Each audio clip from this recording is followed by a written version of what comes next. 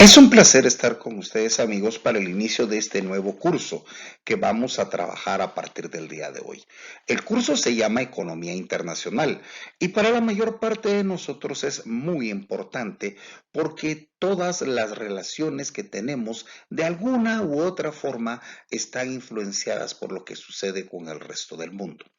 De esta manera encontramos muchos de ustedes que esperan dedicarse a ser grandes empresarios en el futuro, grandes empresarios que van a tener contacto con el resto del mundo, ya sea vendiendo sus productos, ya sea siendo filial de alguna empresa multinacional o puede ser que simplemente lo que traten de hacer es atraer inversión y se vuelvan algún tipo especial de atractivo para nuestro país, para que podamos progresar más en el futuro. El curso es muy importante en el sentido que todo lo que hacemos está determinado actualmente por el resto del mundo.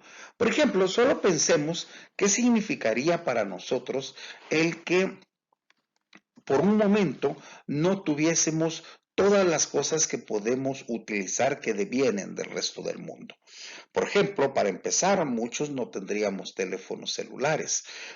Por ejemplo, mucha de la ropa que utilizamos no sería la misma y tendríamos que estar vistiendo aquella que ha sido manufacturada dentro del país. O por ejemplo, la computadora en la que yo grabé esta presentación no sería la misma. Tal vez habría alguna otra de fabricación guatemalteca, pero obviamente no sería lo mismo.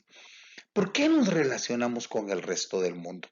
Aunque lo miraremos con un poco de mayor detalle en las siguientes diapositivas, es muy claro que lo que pretendemos de alguna forma es aprovechar esas ventajas que tenemos en nuestro país.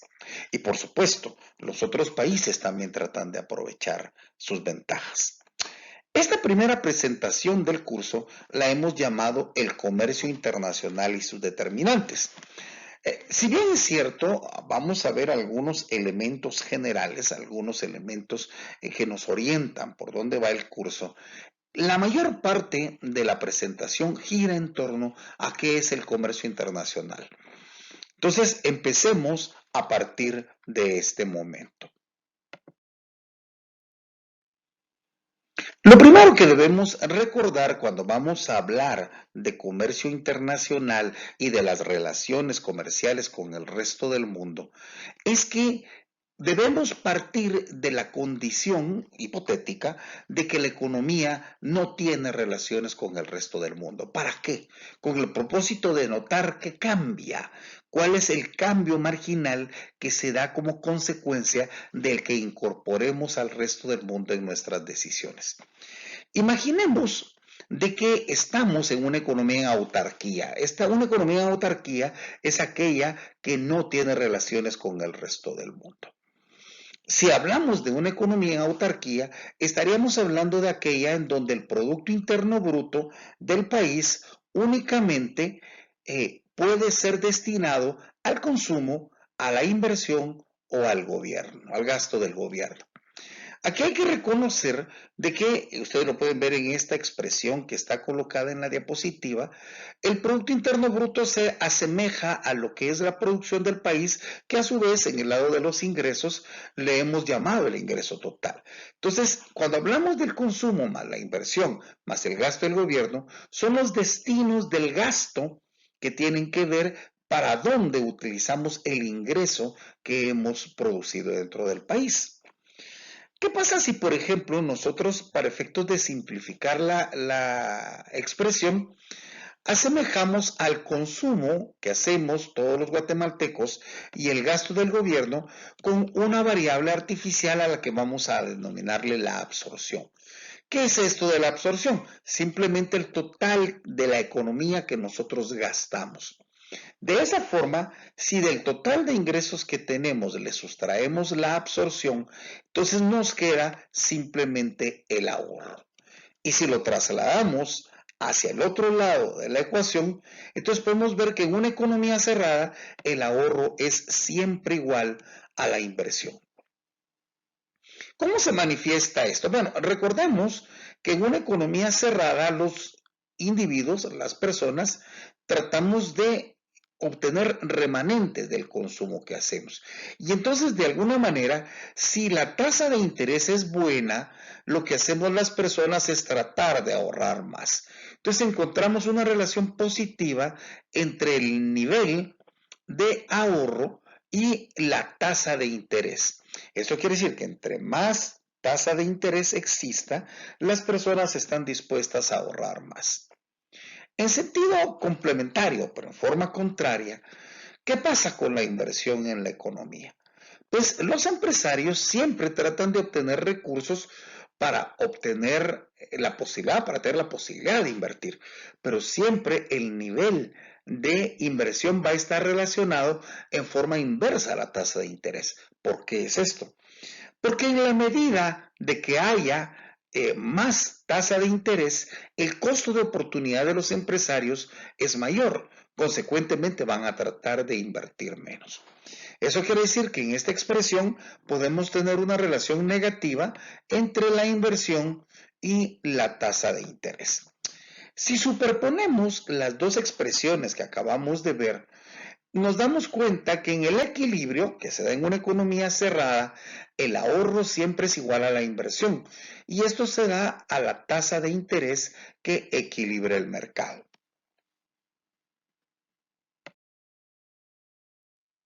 Ahora bien, ¿qué es lo que sucede cuando abrimos la economía? Cuando abrimos la economía, lo primero que sucede es que ya no estamos hablando de solo los consumidores nacionales, de solo los empresarios nacionales y de solo el gobierno nacional, sino entra en vigencia lo que conocemos como el nombre de el sector externo.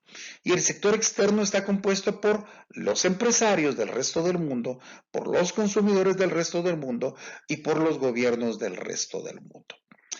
Aquí nos encontramos una situación muy interesante. Si nosotros volvemos a utilizar la expresión que ya habíamos platicado, ahora nos damos cuenta que como tenemos al resto del mundo, a la expresión del Producto Interno Bruto le tenemos que agregar el X menos M, que nosotros hemos estado acostumbrados de siempre a identificar como la relación que muestra al resto del mundo.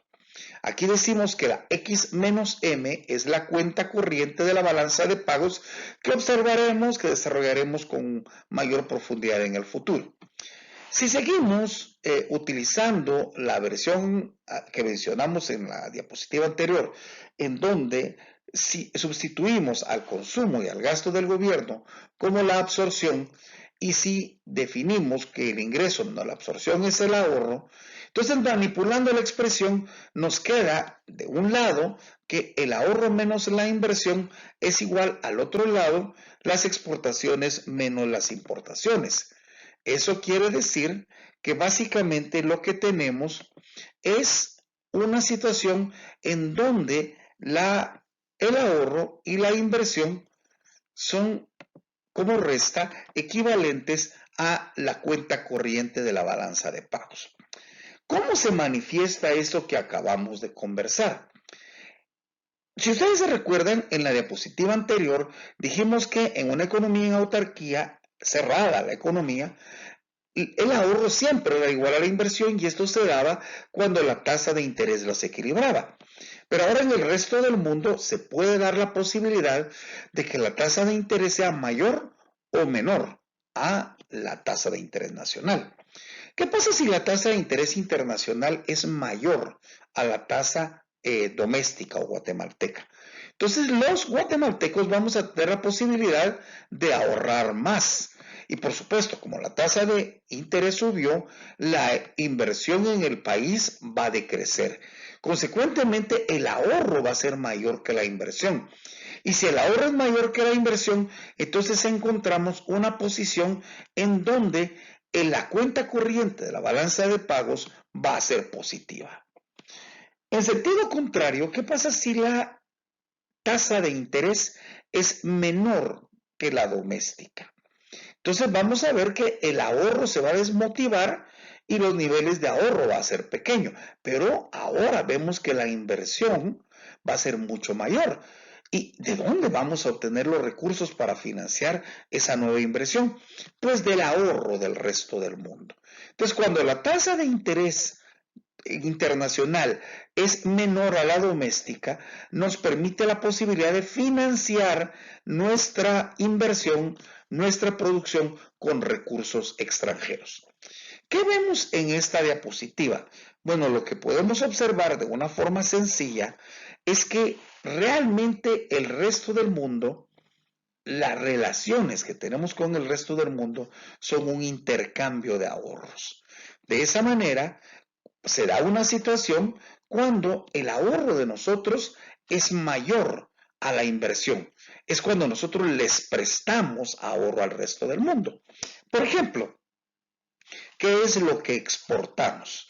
Si nosotros nos damos cuenta de lo que exportamos, café, azúcar, cardamomo, es aquello que no consumimos. Y como definimos hace un momento, lo que no consumimos es ahorro. Entonces quiere decir que prácticamente estamos trasladándole café, cardamomo, banano, azúcar al resto del mundo que ahorramos. Y también, por supuesto, el resto del mundo, que es lo que nos envía. Por ejemplo, si nosotros compramos vehículos, compramos combustibles, ¿qué es lo que nos mandan? Lo que el resto del mundo no consumió. Esto quiere decir que lo que nos envían es su ahorro. De esa forma, las relaciones con el resto del mundo se pueden interpretar fácilmente como un intercambio de ahorros.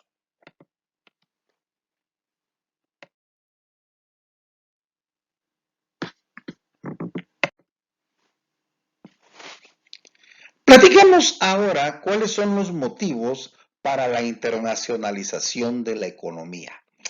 Si nosotros nos preguntamos para qué tenemos relaciones con el resto del mundo, tal vez sería un poco complejo el explicarlo. Pero ¿qué pasa si partimos de imaginarnos por qué tenemos productos o servicios que son del resto del mundo? Y entonces nos encontramos, por ejemplo, que nosotros tenemos ropa que compramos del resto del mundo porque o es más barata o es mejor en calidad. Eso quiere decir que contribuyen al bienestar de nosotros. Por ejemplo, si yo me compro unos zapatos deportivos internacionales, puede ser que se parezcan a algunos de los que fabrican en Guatemala, pero es muy probable que, aunque los guatemaltecos sean más baratos, el precio al que voy a obtener estos zapatos, ¿sí? Eh, no es el único determinante. ¿Por qué? Porque yo necesito también calidad en el producto. De otra forma, pudiera ser que a lo mejor se produjeran vehículos aquí en Guatemala, pero tal vez no son ni tan bonitos, ni tan eficientes, ni tan baratos como los del resto del mundo. Por eso las relaciones con el resto del mundo, la necesidad de internacionalizar las operaciones, derivan simplemente de tratar de maximizar el bienestar social, para tratar de que las personas tengan posibilidad no solo de mejorar su nivel de vida, sino también de que la eficiencia en la compra de bienes y servicios sea mayor, que utilicemos mejor nuestros recursos. En la internacionalización económica, todos hemos estado escuchando desde hace varios años algo que se llama la globalización. ¿Qué es eso de la globalización? Que cuando lo oímos suena algo sencillo, pero no tan fácil de explicar. En primer lugar, imaginémonos un mercado. Cuando hablamos de nuestro mercado, quiere decir que estamos hablando de una oferta, estamos hablando de una demanda y de un precio que equilibra esa oferta y esa demanda. Por supuesto, ahí hablamos del mercado local, pero también podríamos hablar de un mercado particular, por ejemplo, el mercado del cemento. Y cuando hablamos del mercado del cemento, estamos hablando de una oferta de cemento y una demanda de cemento y un precio de cemento. Entonces, ¿qué es esto de la globalización? El intento que ha estado realizando el mundo desde hace muchos años en convertir al mundo en el que vivimos en un solo mercado.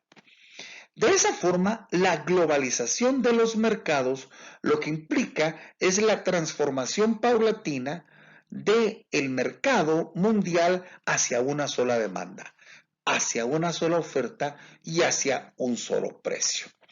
Por supuesto que en el camino, en este intento de alcanzar la globalización, hay 4 elementos fundamentales que tienen particular importancia.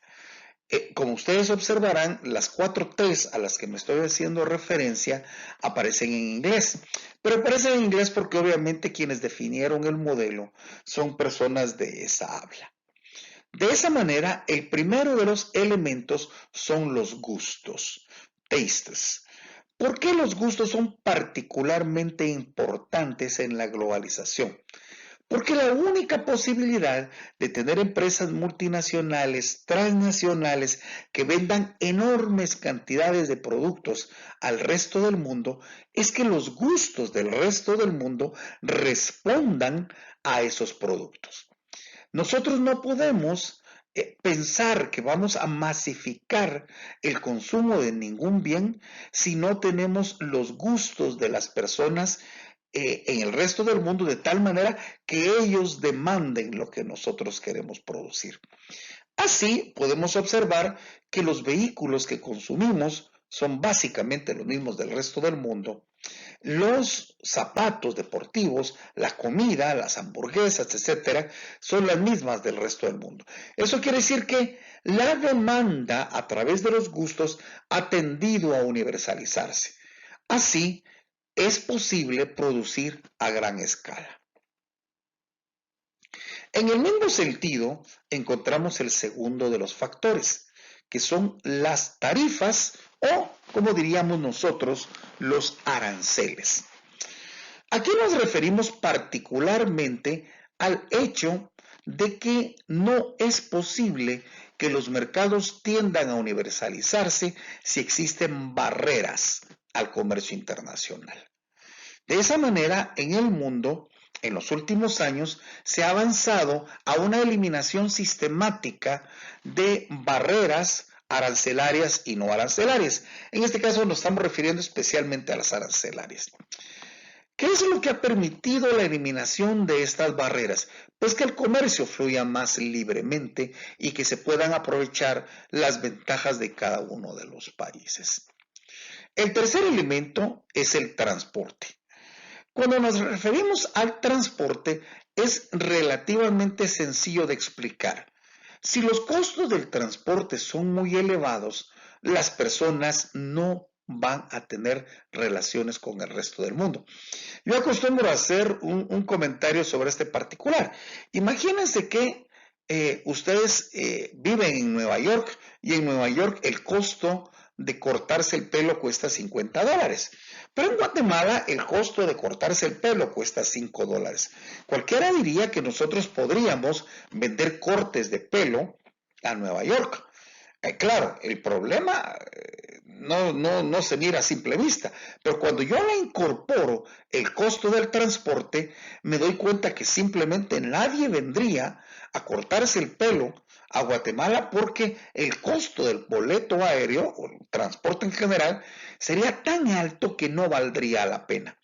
Por eso, para que avance la globalización, el transporte no solo tiene que ser barato o similar en costos para que no distorsione la toma de decisiones, sino además tiene que ser mucho más eficiente. Hoy en Guatemala podemos obtener productos del resto del mundo prácticamente de un día para otro. Todavía no a un precio tan bajo, pero ya lo podemos hacer. Por último, el fenómeno que de alguna forma ha contribuido en forma más dinámica a la reducción del tamaño del mundo y a la intensificación de la globalización son las telecomunicaciones. Y aquí le tenemos que poner un nombre claro, es la Internet. Antes, por ejemplo, ¿cómo podríamos pensar de tener amigos lejos de los compañeros de la cuadra o de la zona o sin mucho de la capital? Pero hay en la actualidad muchas personas que tienen amigos en Nueva Zelanda, en Holanda, en Alemania? ¿O qué sucede si algún familiar viaja al resto del mundo?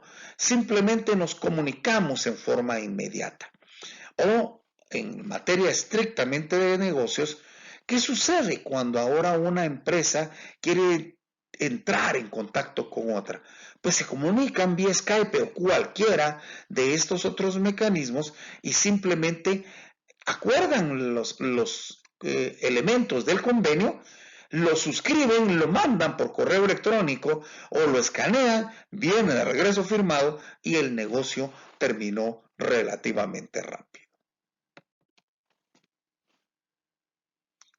Aún así, y aunque la globalización nos ha alcanzado a todos los países en el mundo, no lo ha hecho de la misma manera. De esa forma, hay países que están más abiertos a la economía que otros. Y el indicador que se utiliza para el efecto es el llamado grado de apertura económica. De esa manera, nosotros encontramos que si dividimos la suma del comercio exterior, en donde el comercio exterior es X más M, noten que es la suma de los dos, y lo dividimos dentro del Producto Interno Bruto, lo que obtenemos es una relación de qué tan importante es el comercio exterior con respecto a la producción local. De esa manera podemos observar que hay países que son verdaderamente abiertos, como Hong Kong, como Holanda, como Singapur, en donde prácticamente la sumatoria de las exportaciones y las importaciones sobrepasan lo que se produce en valor agregado local. Pero hay otros países, incluyéndonos a nosotros, Guatemala, que son países relativamente cerrados, en donde, debido a que la mayor parte de los productos que se consumen internamente no son necesarios obtenerlos del resto del mundo, la apertura económica es muy limitada. Y obviamente todos aquellos países que tienen un esfuerzo por tratar de reducir el grado de apertura económica y tratan de implementar barreras al comercio exterior. Lo vamos a platicar en la segunda unidad, en donde con mucho cuidado trataremos de desarrollar cuáles son este tipo de barreras. Entonces, hay que dejar muy claro, el simple hecho que tengamos relaciones con el resto del mundo no implica que somos un país abierto. Tenemos un grado de apertura que nos lo da las necesidades de comercialización con el resto del mundo. Pero si nosotros seguimos produciendo gran cantidad de nuestro consumo, no es necesario abrirnos al resto del mundo. El curso que iniciamos en este momento se llama Economía Internacional y tiene dos grandes componentes. El comercio internacional, que se refiere a la explicación del por qué un país tiene relaciones con el resto del mundo estrictamente en el trasiego de bienes y servicios. Y las finanzas internacionales, que en la actualidad son la parte más dinámica de la economía internacional, que tiene como propósito analizar por qué se desplazan capitales de un país a otro. En este primer segmento del curso nos focalizaremos en el comercio internacional.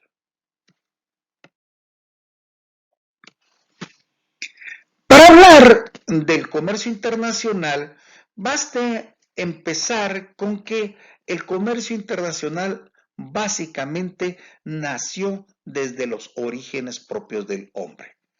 Desde que apareció el excedente de comercialización, es decir, desde que a los empresarios en forma ingente, en este entonces no eran empresarios, pero las personas empezaban a tener excedentes y esas personas que tenían excedentes querían comercializarlo por algo diferente. Entonces ahí apareció la necesidad del comercio.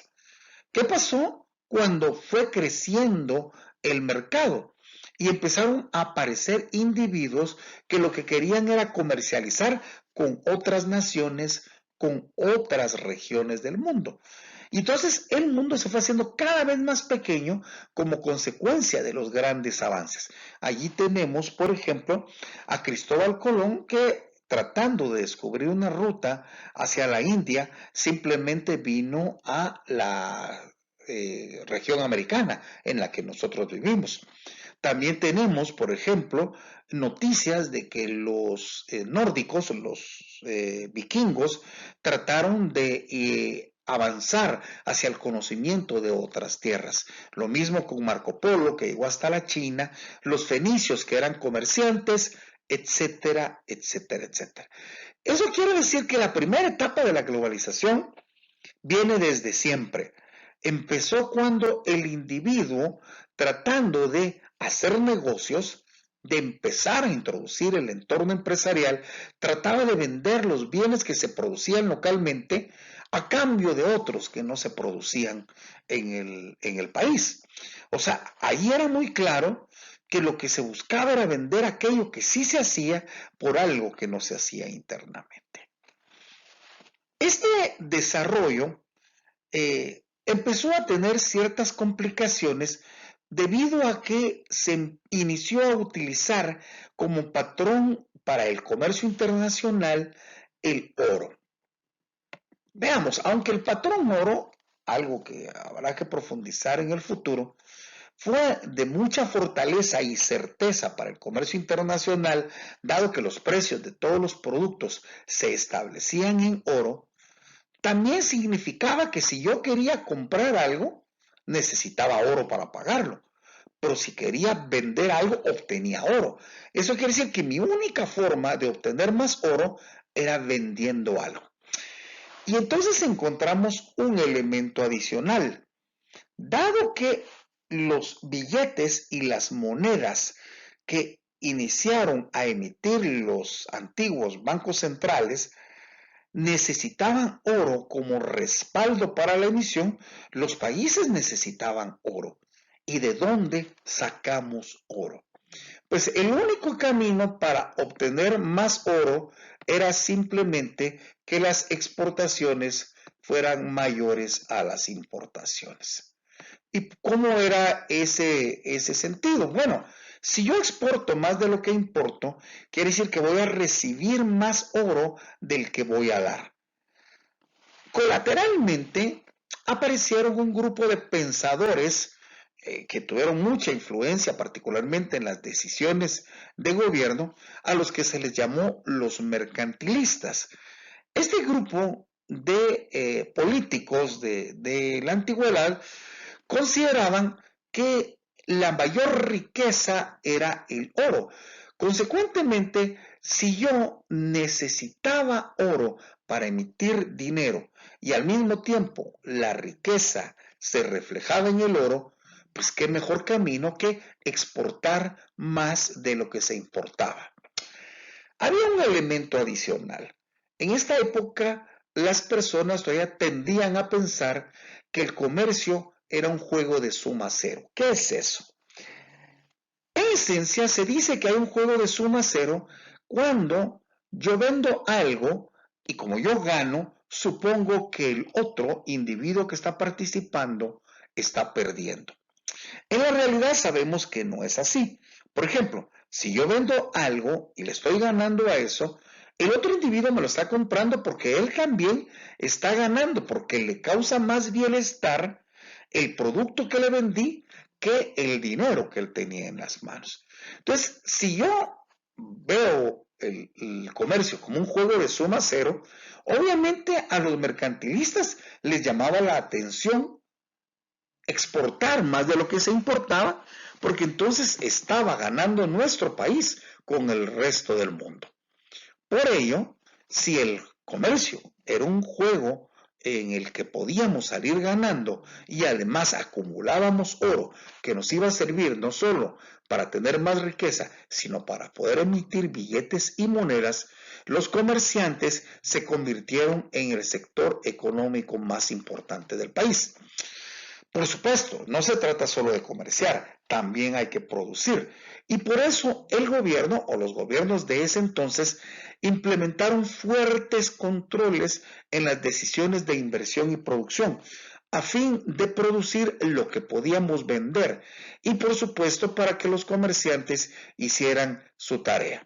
En ese sentido, a ciertos sectores económicos, los mercantilistas los privilegiaron con subsidios a las exportaciones y aranceles a las importaciones para protegernos del ingreso de productos internacionales.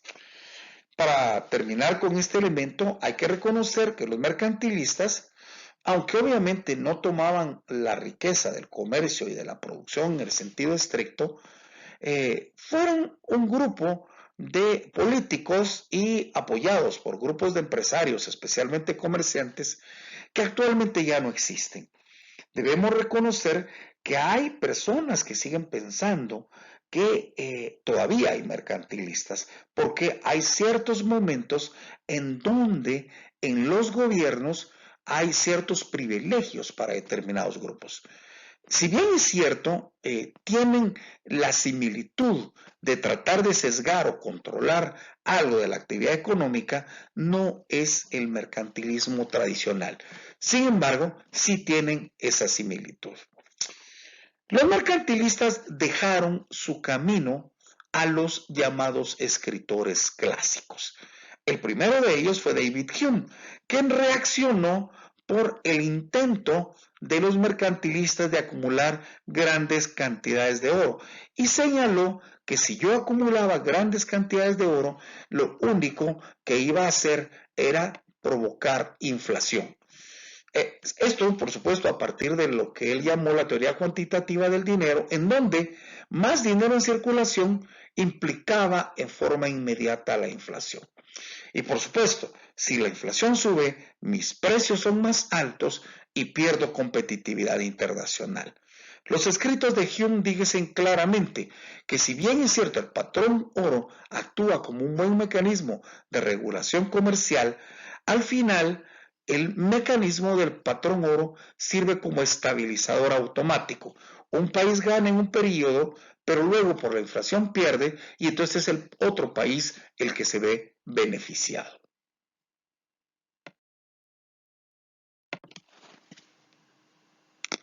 Posteriormente a los escritos de Hume aparecen dos de las teorías que realmente son los pilares sobre los que descansa el comercio internacional, incluso en la actualidad. La primera de ellas es la teoría de la ventaja absoluta que fue formulada por Adam Smith. Adam Smith empezó indicando que la riqueza no estaba asociada al comercio o a la acumulación de oro, siendo la riqueza estaba vinculada a la producción de bienes. Es decir, que un país entre más produzca es más rico. Adicionalmente, Adam Smith incluyó su famosa condición de la mano invisible. ¿Qué significa esto de la mano invisible? Que en condiciones normales y particularmente si no hay intervención de ningún ente, los agentes de una economía van a tratar de obtener sus propios beneficios. Y cuando tratan de obtener sus propios beneficios, todo se va a acomodar como que si una mano invisible lo regulara. Por ejemplo, cuando los empresarios tratan de obtener ganancias, contratan trabajadores y al contratar trabajadores pagan salarios que al mismo tiempo sirven para el mantenimiento del nivel de vida de los trabajadores. Eso quiere decir que los empresarios en el camino de tratar de beneficiarse ellos mismos, lo que hacen es también beneficiar al grupo laboral. Pero no es cierto que el grupo empresarial cree una empresa con el propósito de generar empleo. La generación de empleo es un efecto colateral de la acción de tratar de producir y obtener ganancias. Smith deja muy claro que en la medida de lo posible el Estado no debe intervenir en la actividad económica. ¿Qué significa esto? Hay que dejar que el mercado se autorregule. Y por último, y muy importante para la teoría, el fundamento del teorema de la ventaja absoluta es el principio del valor trabajo. ¿A qué nos referimos con eso? Básicamente, la ventaja absoluta de producción de un país va a estar en función de cuál es el costo de producción de un bien. Y este costo de producción está asociado a cuánto de trabajo utilizamos. Veamos un ejemplo concreto. Imaginemos que en el mundo hay dos países únicamente y cada uno de los dos países puede producir dos bienes. En los países Guatemala y El Salvador pueden producir tela y pueden producir vino. Como ustedes pueden observar, en Guatemala, de acuerdo al esquema, producir tela, una unidad de tela, me utiliza 1 hora. Mientras que producir una unidad de vino, yo utilizo 4 horas. Eso quiere decir que para Guatemala, en una relación de precio en autarquía, una unidad de vino es equivalente al costo de 4 unidades de tela. O sea que este vino sí nos sale caro. En sentido contrario, imaginemos El Salvador, en donde en El Salvador producir una unidad de vino tarda 2 horas, mientras que producir una unidad de tela tarda 4 horas. Nos damos cuenta que en El Salvador es más barato producir vino que tela. Y entonces, por ejemplo, en El Salvador, una unidad de tela equivale a 2 unidades de vino. Si analizamos apropiadamente la relación entre los dos países, nos damos cuenta que Guatemala es mejor que El Salvador para la producción de tela, pero El Salvador es mejor que Guatemala para la producción de vino, porque los dos tienen una ventaja absoluta, son mejores que los demás. De esa forma puede haber comercio internacional en donde cada país se va a especializar en producir aquello donde es mejor. Así, Guatemala se especializaría en la producción de tela y El Salvador en la producción de vino. Ahora, ¿qué tipo de precios se daría en el mercado internacional? Porque obviamente si Guatemala va a vender tela, ¿sí? Para Guatemala, producir tela le cuesta 1 hora de trabajo, pero a El Salvador comprar la tela le costaría el equivalente a 4 horas de trabajo. Eso quiere decir que en el mundo el precio de la tela estaría entre 1 hora que costaría Guatemala y 4 horas que costaría en El Salvador. Hagamos el ejemplo que costaría 3 horas. Si nos damos cuenta, el que cueste 3 horas, quiere decir que Guatemala obtiene más de lo que le estaría costando, estaría ganando 2, mientras El Salvador se estaría ahorrando 1 hora por comprarle la tela a Guatemala. En el caso del vino, nos damos cuenta que el precio estaría entre 2, que es el costo de producirlo en El Salvador, y 4, que es el costo de producirlo en Guatemala. Imaginemos que también le ponemos 3. ¿Qué significaría eso? Que ahora Guatemala puede comprar vino en lugar de con 4 horas, solo con 3. Y El Salvador, en lugar de obtener un precio equivalente a 2 horas, puede obtener un precio equivalente a 3. ¿Qué implica eso? Si nos damos cuenta en el ejemplo hipotético que estamos manejando, Guatemala vendería una unidad de tela por 3 y compraría una unidad de vino por 3. Quiere decir que ahora, para Guatemala, una unidad de vino se convierte literalmente en una unidad de tela vendida. Quiere decir que Guatemala, de tener una unidad de vino por 4 de tela, pasa a tener una de tela por una unidad de vino. Ganó bastante en la comercialización. Pero ¿qué pasa con El Salvador?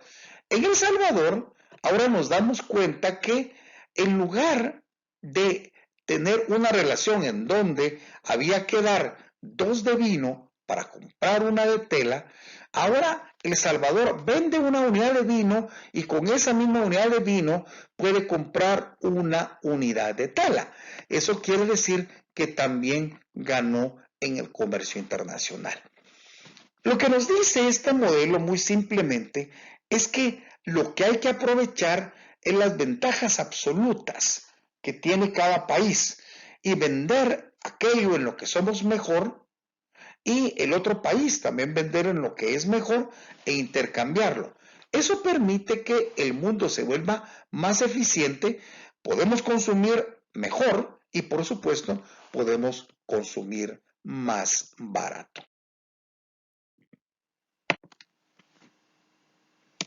Ahora bien, veamos este cuadro que tenemos en esta nueva diapositiva.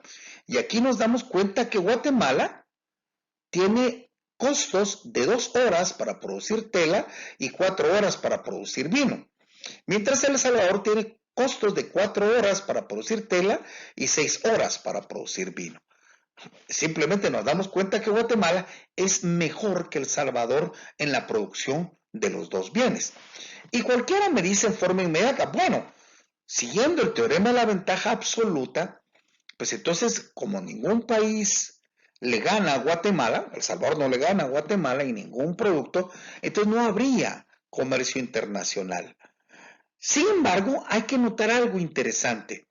Guatemala, por cada unidad de vino que produce, sacrifica 2 unidades de tela, mientras El Salvador, con cada unidad de vino que tiene, puede producir 1.5 unidades de tela.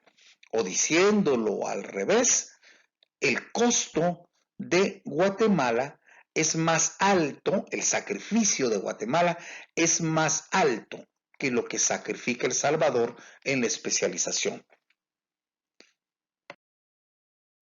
Para entender cómo podría llevarse a cabo este intercambio, debemos pasar al siguiente teorema, al que se le conoce con el nombre del teorema de la ventaja comparativa, que fue formulada por David Ricardo a inicios del siglo XIX. David Ricardo mantiene el supuesto fundamental de la teoría del valor-trabajo. Eso quiere decir que seguimos manejando todos los costos estrictamente en términos de cuántas horas nos va a llevar la producción. Sin embargo, le incorpora algunos elementos importantes. Por ejemplo, hay movilidad local de factores. ¿Qué significa eso? Que si yo ya no trabajo produciendo vino, me puedo ir en cualquier momento a producir tela sin que haya ningún problema sobre el particular. El supuesto parece ser irreal, sin embargo es un supuesto simplificador que nos ayuda para entender cómo los precios de los factores internos terminan igualándose. El segundo elemento de este aspecto es que hay dotación limitada de factores. ¿Qué significa eso? Que hay una cantidad finita de trabajo disponible. O sea, no se puede dar aquello de que yo pueda decir tengo una cantidad infinita de trabajadores, porque si tengo una cantidad infinita, la producción sería infinita. Y con el mismo sentido, hay inmovilidad internacional de factores. ¿Eso qué significa? Si a mí me faltan factores, me faltan trabajadores, en este modelo que estamos viendo, en este momento, yo no puedo importar trabajadores o mis trabajadores no se mueven al resto del mundo. Entonces, trabajo con mis recursos. La tecnología de producción es similar de tal manera que hacer un trozo de tela en Guatemala, se sigue el mismo procedimiento, los mismos mecanismos, los mismos métodos que se siguen en Guatemala en El Salvador. Los factores de producción son homogéneos, eso implica que la calidad del trabajador en uno y en el otro país son iguales, o sea, no estamos hablando de diferencias productivas. Y por último, muy importante, los costes de transporte son cero o despreciables. Como ya vimos anteriormente, ¿qué pasa si el transporte tiene un costo muy elevado? Si el transporte tiene un costo muy elevado, aunque un país tenga ventajas sobre el otro, no se va a dar el comercio internacional. Y no se va a dar simplemente porque al incorporarle el costo del transporte, el precio ya no es apropiado. Veamos, el ejemplo que tenemos acá nos dice que Guatemala necesita 2 horas para producir tela y 4 horas para producir vino. Mientras El Salvador necesita 4 horas para producir tela y 6 horas para producir vino. Internamente, si no hubiera comercio internacional, Guatemala tiene que sacrificar 2 horas de tela por cada unidad de vino que se va a producir. Mientras que El Salvador con una unidad de vino puede producir hasta 1.5 unidades de tela. Noten que ahí es donde está la ventaja relativa de cada uno de los países. Porque Guatemala es eficiente en los dos, pero es relativamente más eficiente en la producción de tela. Mientras que El Salvador, aunque es ineficiente en los dos, es menos ineficiente en la producción de vino. De ahí que puede haber una especialización en donde Guatemala se puede especializar en la producción de tela, mientras El Salvador se puede especializar en la producción de vino. Veamos qué habría en la relación del precio internacional. Por ejemplo, en la tela, Guatemala está dispuesto a venderlo a un precio que sea superior a 2 y a El Salvador no le conviene comprarlo por un precio mayor a 4. Eso quiere decir que el precio va a estar entre 2 y 4. Imaginémonos 3. Mientras que Guatemala en el vino está dispuesto a pagar, ¿sí?, un valor, ¿sí?, que no sea mayor de 4. Mientras El Salvador está dispuesto a obtener un precio de 6. Noten que aquí Guatemala puede terminar perdiendo en apariencia en el costo, porque imagínense que nosotros le ponemos un precio intermedio, el que sea, por ejemplo, un precio de 5. Ahora, ¿qué es lo que tenemos? En autarquía ya vimos que para Guatemala 2 unidades de tela era equivalente a 1 unidad de vino. O diciéndolo de otra forma, yo tenía que sacrificar 2 unidades de tela para producir 1 unidad de vino. Mientras en El Salvador, producir 1 unidad de vino implicaba sacrificar 1.5 unidades de tela. Con los precios que mencionamos, nos damos cuenta que Guatemala, 1 unidad de tela la vende a 3, pero ahora 1 unidad de vino la compra a 5. ¿Qué significa eso? Para Guatemala, ahora 1 unidad de vino equivale a 1.67 unidades de tela.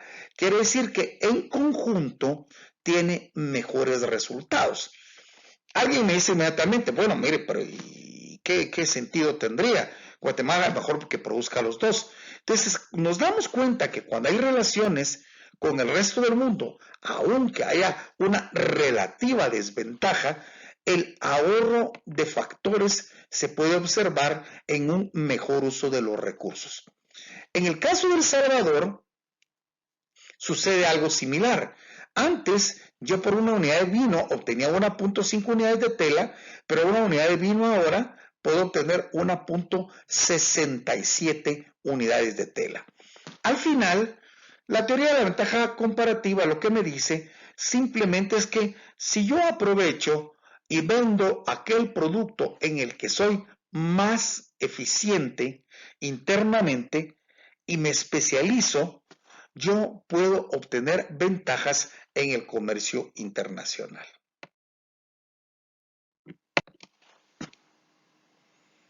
Posteriormente a los modelos que comentamos previamente, han existido una gran cantidad de modelos. Uno de ellos es el llamado modelo clásico, y el cual de alguna forma sigue partiendo, preserva la teoría del valor trabajo. Sin embargo, le incorpora un elemento que cambia diametralmente las condiciones sobre las que podría haber comercio. Esto es la determinación de un precio de salario por hora. Y aquí es donde empezamos a hablar de la abundancia relativa de factores. Porque dado que solo estamos hablando de salarios, quiere decir que van a haber países en donde el salario es menor porque hay relativa abundancia de mano de obra mayor que la que se da en otros países. Ahora bien, si es así, quiere decir que el que existan mucha abundancia de trabajadores va a bajar el costo de producción interno en términos de unidades monetarias, lo cual va a hacer que hayan cambios en la razón de comercio. Y uno se pregunta, ¿hasta dónde llegan los límites del salario? Pues no hay en el sentido estricto límites porque Si un país empieza a elevar los salarios, lo que va a pasar, el que tiene ventajas es el que tiene salarios menores. Entonces puede haber cambios en la composición comercial, pero técnicamente si existen ventajas comparativas o ventajas absolutas, estas se mantendrán. Veamos un caso como el que tenemos. Imaginemos hipotéticamente, seguimos trabajando, tenemos nuestros costos unitarios. En Guatemala cuesta una unidad de trabajo producir tela, mientras que vino cuesta 3 unidades. Mientras en El Salvador cuesta 2 unidades hacer tela y cuesta 4 unidades hacer vino. Okay, nos damos cuenta que en los dos casos que estamos observando, Guatemala es más eficiente en la producción de tela que El Salvador, pero también es más eficiente en la producción de vino. Bajo este punto, nos damos cuenta que Guatemala es mucho más eficiente en tela que en vino, porque mientras en tela es básicamente el doble de eficiente que El Salvador, apenas es alrededor del 33% más eficiente en la producción de vino que El Salvador. Eso quiere decir que puede haber comercio internacional. Guatemala se especializaría en la producción de tela, mientras El Salvador en la producción de vino. Ahora veamos qué sucede si yo le incorporo salarios por hora. E imaginemos hipotéticamente que Guatemala tiene un salario de 1 por hora, mientras El Salvador tiene de 0.6. Si yo multiplico los costos de producción por los salarios, el precio o el costo, ahora ya en unidades monetarias, de producir tela en Guatemala sería de 1, mientras en El Salvador sería de 1.2. Mientras que en el vino, el precio de producirlo en Guatemala sería de 3, mientras en El Salvador sería de 2.4. Noten que ahora la ventaja pasó de ser comparativa a absoluta, porque en términos ahora del costo monetario de producción, Guatemala tiene ventaja en la producción de tela, mientras que El Salvador tiene ventaja en la producción de vino. Pero esta ventaja no está asociada a la unidad de costo, sino está asociado al salario. Eso quiere decir que nos damos cuenta que si los salarios son bajos, los países pueden ser competitivos en la venta de productos hacia el resto del mundo. ¿Por qué? Porque el costo de producción interno es mucho más barato. De la misma manera como lo acabamos de hacer con dos bienes, podemos extender este ejercicio a múltiples bienes. Y obviamente aquel país se puede especializar en él o en los bienes en donde tenga los menores costos.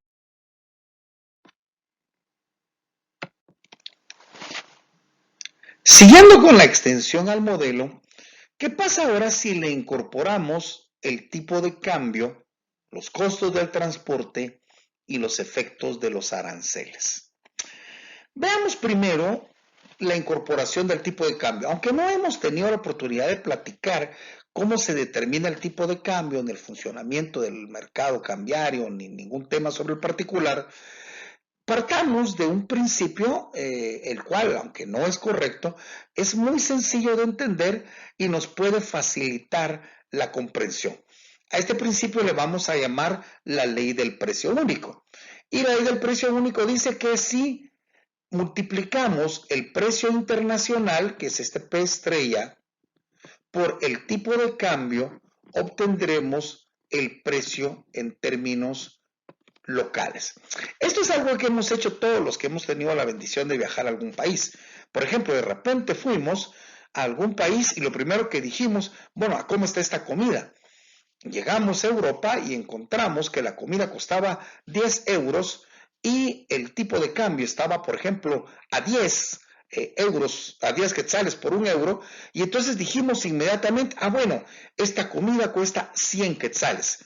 La transformación no es correcta, como lo veremos más adelante, pero nos sirve para entender por qué la relación entre el precio internacional y el tipo de cambio permite la comparación en forma sencilla con los precios locales.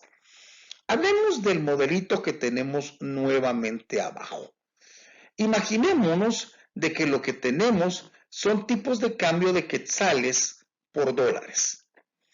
Y por supuesto salarios por hora en moneda nacional. Seguimos con el ejemplo de que en Guatemala producir una unidad de tela cuesta una unidad de costo, una unidad de trabajo. En El Salvador 2 unidades de trabajo. El vino en Guatemala cuesta usarlo 3 unidades, mientras en El Salvador cuesta hacerlo 4 unidades. Ahora, ¿qué sucede si yo lo que hago es tratarlo de expresar todo en dólares? Y entonces, por ejemplo, me doy cuenta que el salario por hora es de 1 quetzal por hora en Guatemala, mientras es el equivalente a 0.6 dólares en El Salvador.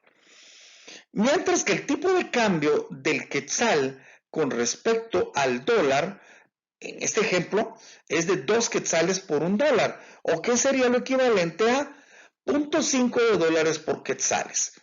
De esta manera, podemos hacer una transformación y al multiplicar el tipo de cambio por el salario por hora en moneda nacional, por el costo unitario, podemos obtener el precio en dólares. Por ejemplo, en Guatemala, 2, que es el tipo de cambio, multiplicado por 1, que es el salario por hora, multiplicado por 1, que es el costo, quiere decir que la tela costaría el equivalente a 1 quetzal, pero dividido entre 2, que es el tipo de cambio, tendríamos un precio en dólares de 0.5 unidades. Por su parte, en El Salvador, simplemente, como ellos son los de la referencia, el salario, que es 0.6 multiplicado por 2, daría como resultado un precio de 1.2 en dólares. O sea, si comparamos el precio en dólares, nos damos cuenta que en Guatemala es más barato producir tela. Mientras que en el caso del vino, lo hacemos ahora nuevamente, una unidad de salario, un salario de 1 quetzal por hora, por 3 me daría un precio en quetzales de 3, pero dividido dentro de 2, que es la relación con el tipo de cambio, quiere decir que el vino costaría hacerlo 1.5 dólares en Guatemala. Mientras en El Salvador, dado que son 4 costos, 4 unidades, por 0.6, que es el salario, costaría 2.4.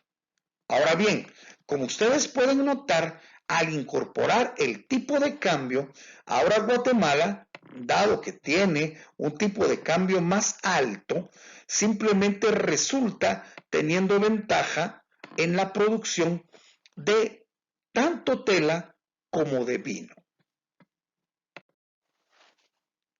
Lo que acabamos de desarrollar es particularmente interesante, porque los dos elementos que hemos conversado son prácticamente los fundamentos filosóficos de muchos de los grupos empresariales y muchos de los funcionarios públicos del país, en donde dicen que para ser competitivos con el resto del mundo debemos tener un tipo de cambio más elevado y salarios más bajos. Si bien es cierto, aparentemente es correcto, vamos a darnos cuenta que esta conclusión no es del todo cierta. Sin embargo, son los dos primeros elementos que tenemos hasta este momento.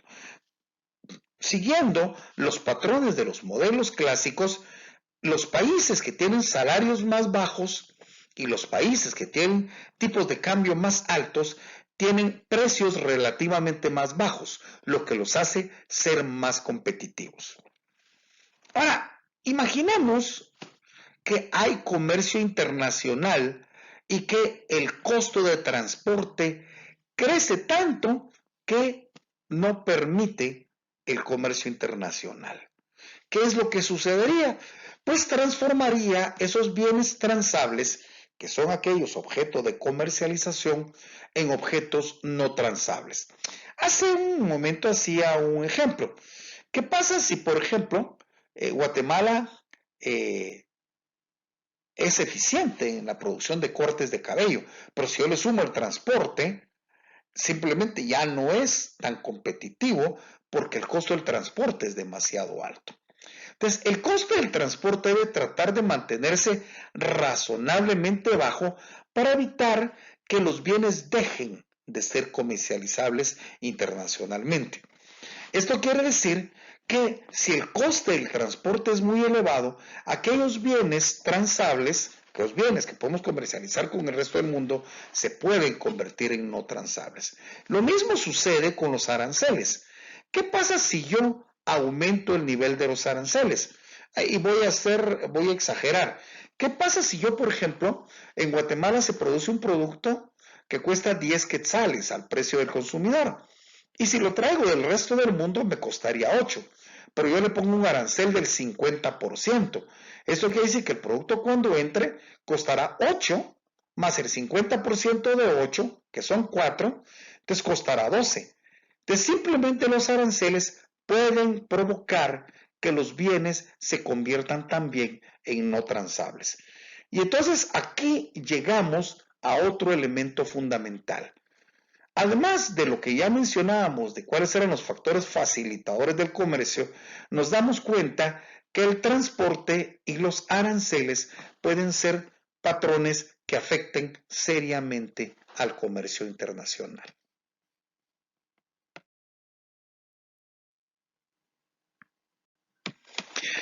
Uno de los últimos modelos que vamos a conversar no es que no hayan más, sino simplemente es que no vamos a desarrollarlos todos porque como platicamos, realmente nuestro propósito no es que cada uno de los participantes en este curso se vuelvan un especialista en el manejo teórico de cada uno de los modelos que se pueden utilizar para el comercio internacional, sino que de alguna forma conozca cuáles son los fundamentos teóricos sobre los que descansa el comercio internacional y que explica de alguna forma por qué en Guatemala se producen o no se producen cierto tipo de productos.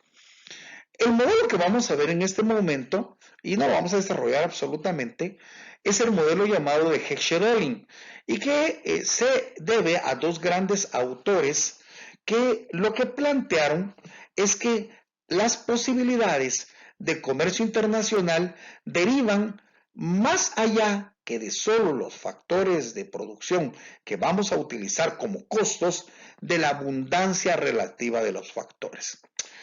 Primero, empecemos con el planteamiento que ellos realizan. Ustedes observan que aquí estamos hablando de dos países, el país B y el país A.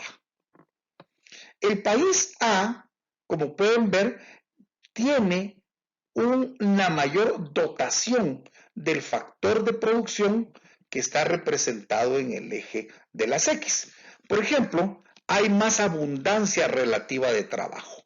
Consecuentemente, aunque el costo sea más alto, este país puede producir aquel bien en donde haya más abundancia relativa del factor trabajo. Me explico.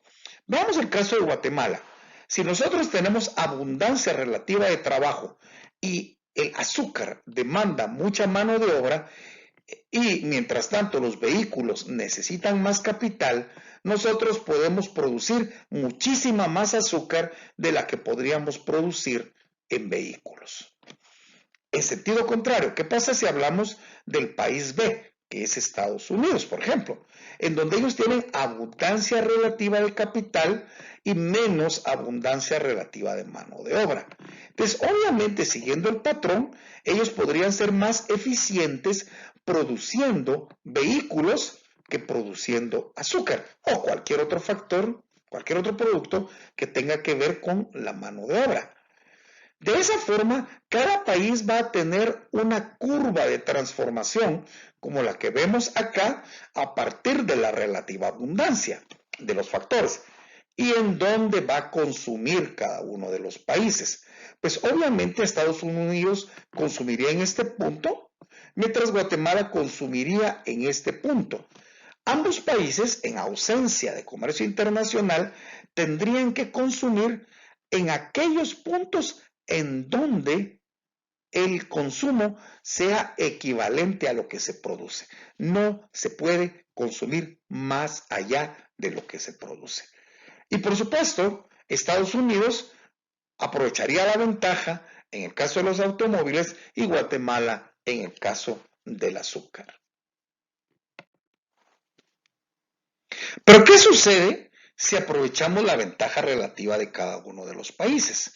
Y entonces encontramos que Guatemala, por ejemplo, se especializa en la producción de azúcar y la vende a cambio de que Estados Unidos se especialice en vehículos. Entonces Guatemala recibirá vehículos y Estados Unidos recibirá azúcar. Eso quiere decir que la relación de intercambio va a permitir que ganen los dos países y se ubiquen en un punto de consumo, como podemos observar, que está por encima de sus capacidades de producción en efectivo. ¿Qué significa esto? Que los dos países, como consecuencia del aprovechamiento de la ventaja que tienen, van a consumir su nivel de riqueza, su nivel de bienestar va a ser mayor de que aquel que tienen si siguieran funcionando en condiciones de autarquía. El modelo Heck-Sherolin básicamente lo que dice es lo que acabamos de conversar. Los países se van a especializar en la producción de los productos en donde haya abundancia relativa del factor que se necesita en ese país. De esa forma, en Guatemala nos hemos especializado históricamente en la producción de bienes que son intensivos en la utilización de mano de obra. ¿Por qué? Porque simplemente en Guatemala abunda la mano de obra. Mientras otros países europeos, asiáticos, se han especializado en la producción de bienes que son intensivos en la producción de capital porque tienen una abundancia relativa de capital. ¿Qué es lo que tenemos en este caso? Cada uno de los países se va a especializar en la producción de aquellos bienes en donde tenga abundancia relativa. Ahora bien, debemos ser honestos. El que un país se especialice en la producción de estos bienes quiere decir que está aprovechando la ventaja de que ese factor tiene un precio más bajo.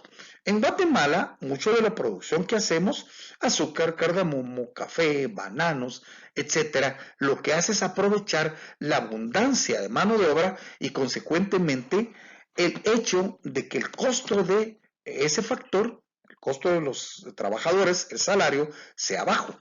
Pero entonces lo que encontramos es que si nosotros nos mantenemos solo especializándonos en la producción basada en la baratura relativa de la mano de obra, entonces quiere decir que los salarios son muy bajos y para mantener esa estructura productiva necesitamos mantener salarios bajos. Por ende, no podemos mantener esa estructura porque condenamos al país al mantenimiento de condiciones de pobreza en el interior de la República. Por lo tanto, hay que cambiar la estructura productiva y exportadora de Guatemala para aprovechar otras ventajas, de tal manera de que no solo nos especialicemos en aquello en donde tengamos baratura en uno de los factores, sino donde también seamos altamente productivos. Si nos quedamos con esta explicación, entonces entendemos fácilmente por qué Guatemala históricamente se ha especializado en la producción de bienes que son intensivos en el uso de la mano de obra. Y encontramos en gran parte el por qué nos dedicamos a producir café, nos dedicamos a producir cardamomo, nos dedicamos a producir textiles en las maquilas. En general, el hecho de que estemos demandando esos factores debiera producir un relativo encarecimiento de ellos, al menos en teoría. Porque entonces lo que sucedería es que si aumentamos la demanda de esos factores, mientras en el resto del mundo ya no se demandan, entonces simplemente lo que estaríamos haciendo es que los precios de los factores tenderían a igualarse tanto en el país como en el resto del mundo. Sin embargo, la abundancia relativa de los factores, especialmente en los países desarrollados, es diferente a la abundancia relativa de los factores en los países subdesarrollados. En Guatemala, por ejemplo, hay tanta abundancia relativa de mano de obra que los salarios a los que se ofrece la posibilidad de trabajar en el campo son muy bajos, que no permiten que haya desarrollo. Consecuentemente, hay un rezago en la imitación. Los países se especializan tanto en la ventaja comparativa y el aprovechamiento de esta dinámica de los factores abundantes, que no les interesa avanzar en la imitación de otra producción. Debemos avanzar hacia construir una ventaja comparativa dinámica, ya no solo ofreciendo que los precios de los trabajadores sean bajos, sino también que sean altamente productivos y dinamizando el mercado local. Para terminar con esta